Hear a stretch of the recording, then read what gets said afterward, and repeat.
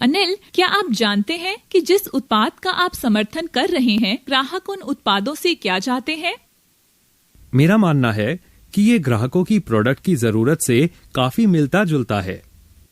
बहुत सी चीजें और उनमें से ज्यादातर चीजें छिपी हुई होती हैं। ग्राहक की उत्पादों से क्या जरूरतें हैं, ये व्यवसाय के लिए एक महत्वपूर्ण कारक है। उसके लिए हमें कई चीजों को जानना होगा। इन बहुत सी चीजों को कार्यक्षमता के साथ शुरू किया जा सकता है।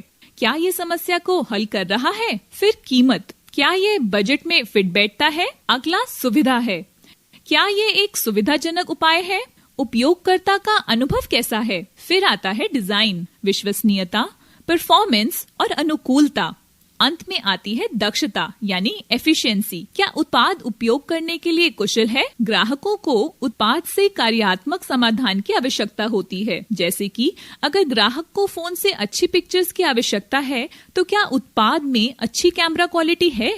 ये खरीद करने के लिए सुविधाजनक होना चाहिए और उपयोग का अनुभव विश्वसनीय होना चाहिए, उम्मीदों पर खरा होना चाहिए और ग्राहकों द्वारा उपयोग किए जाने वाले अन्य उत्पादों के साथ कंपैटिबल होना चाहिए। उदाहरण के लिए, आप जिस नए ऐप को बेचने की कोशिश कर रहे हैं, वे ग्राहक के ऑपरेटिंग सिस्टम जैसे कि एंड्रॉइड, विंडोज या iOS के साथ कंपैटिबल होना चाहिए। क्या कर्मचारी ग्राहक की तरह सोच रहा है कि ग्राहकों को मुख्य रूप से सर्विसेज में क्या चाहिए? उदाहरण के लिए, यदि कोई ग्राहक किसी जरूरी लेन देन के लिए बैंक में जाता है और वहां कर्मचारी अन्य उत्पादों को बेचने की कोशिश करता है, तो ग्राहक निराश महसूस करता है और स्थिति को कंट्रोल में नहीं पाता। इसलिए कर्मचारियों को ग्राहक के प्रति सहानुभूति रखकर कार्य करने की आवश्यकता होती है। यह उचित शर्तों को सुनिश्चित करता है, उत्पाद से संबंधित निर्णयों में पारदर्शिता लाता है और ग्राहक को प्रोडक्ट या सर्विस विकल्पों के बारे में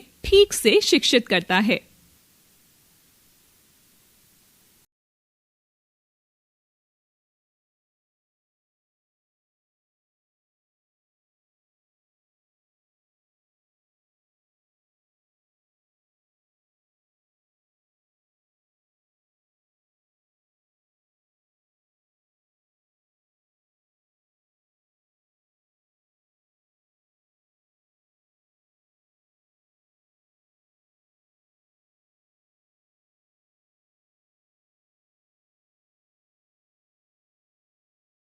ग्राहक की सेवाओं से आवश्यकताओं के बारे में चर्चा करते हैं।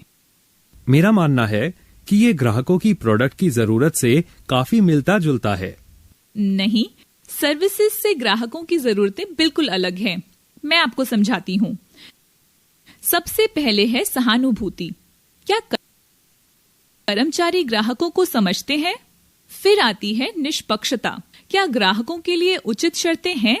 साथ ही आपको पारदर्शिता यानी ट्रांसपेरेंसी की जांच करनी चाहिए। क्या ऑर्गेनाइजेशन प्रोडक्ट संबंधी निर्णय के बारे में पारदर्शी है? एक एंटरप्रेन्योर को जानने के लिए आवश्यक कारकों का अगला स्तर नियंत्रण, विकल्प और जानकारी है। क्या ग्राहक सशक्त महसूस करता है? ऑप्शंस के रूप में क्या उनके पास विकल्प या इसके और प्रकार हैं? जानकारी के रूप में क्या ग्राहक प्रोडक्ट या सर्विस के बारे में शिक्षित महसूस करता है? इसके बाद आता है कि ग्राहकों की जरूरतों को कैसे पहचाना जाए। तो जरूरतों को समझने के लिए मौजूदा डेटा का उपयोग करें। कर्मचारियों से पूछें कि उनके संपर्क के ग्राहकों की क्या आवश्यकताएं हैं। फिर उत्पाद के प्रयोग की प्रक्रिया को मैप करें। अब जो प्रश्न उठते हैं, उत्पाद अधिग्रहण, उपयोग और डिस्पोजल के दौरान के क्या कदम हैं। फिर आता है कि पेन पॉइंट्स क्या हैं। ये ग्राहक को देखकर और ग्राहक को इंटरव्यू करके किया जा सकता है।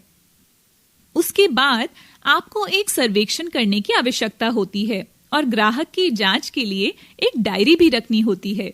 डायरी को बनाए रखा जाना चाहिए रूट समस्या की पहचान करने के लिए, ना कि लक्षणों की। पूछिए क्यों, मीन्स एंड विश्लेषण, प्रतियोगी विश्लेषण और ग्राहक आवश्यकता विश्लेषण की जांच करें। ग्राहकों की जरूरतों की पहचान करने के लिए व्यवसायों को पहले से मौजूद डेटा जैसे कि ग्राहक समीक्षा, शिकायत और प्रतिक्रिया के साथ शुरू करना चाहिए। तब व्यवसाय को पहले उन लोगों से बात करके ग्राहकों की जरूरतों को बारीकी से समझने की कोशिश करनी चाहिए जो ग्राहकों के संपर्क में हैं, जैसे कि सेल्स के व्यक्ति। फिर ग्राहकों की स्वयं जांच करें। और यह समझने की कोशिश करें कि कोई ग्राहक आपके उत्पाद क्यों खरीदे और उसका उपयोग कैसे करेगा। जब विशेषताओं, लाभों और मूल्यों की बात आती है, तब कंपनी को इस मामले को ध्यान से देखना चाहिए। इस प्रक्रिया में व्यवसायों को वास्तविक कारणों को समझने पर ध्यान केंद्रित करना चाहिए और ग्राहक की बातचीत की प्रक्रिया में विभिन्न पॉइंट्स को मैप करना चाहिए और ग्राहक की जरूरतों को पूरा करने के लिए पेन पॉइंट्स को उपयोग करना चाहिए।